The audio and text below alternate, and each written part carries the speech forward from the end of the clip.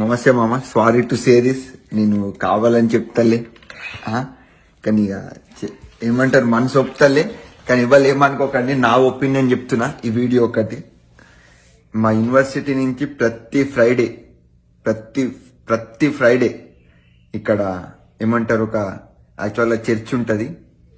చర్చికి తీసుకెళ్తారు. మామూలుగా స్టూడెంట్స్ అందరినీ ఫ్రీ బస్ పెడతారు. వాళ్ళందరికీ మనకు వచ్చిన యాక్చువల్ కొత్తగా వస్తారు కదా స్టూడెంట్స్, వాళ్ళందరికీ ఫ్రీ ఫుడ్. అంటే ఆబ్వియస్లీ ఎవడన్నా వెళ్ళిపోతాడు కదా, ముఖ్యం ఫుడ్ దొరుకుతుందంటే ఎవడన్నా వెళ్ళిపోతాడు. సరే, వెళ్ళిన తర్వాత అక్కడ మంచిగా అంతా ఉంటుంది. ఫుల్ పార్టీ ఉంటుంది, మస్తు మజా ఉంటుంది, అంతా ఉంటుంది.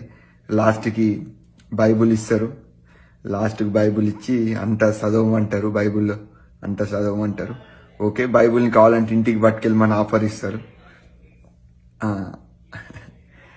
అయితే దీంట్లో ఏంటంటే కొందరు స్టూడెంట్స్ ఏంటంటే నిజంగా ఇన్ఫ్లుయెన్స్ అయిపోతున్నారు మామ. వాళ్ళు ఇచ్చే ఫుడ్కి, వాళ్ళు ఇచ్చే డ్రింక్కి, వాళ్ళు ఇచ్చే రెస్పెక్ట్కి.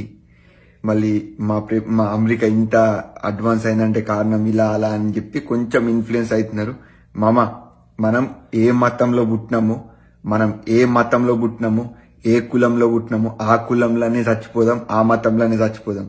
మతం అసలు మారకండి మామ. అమెరికాలో ఉన్నోళ్ళు చాలా ఇంపార్టెంట్ వీడియో ఇది చెప్తున్నా.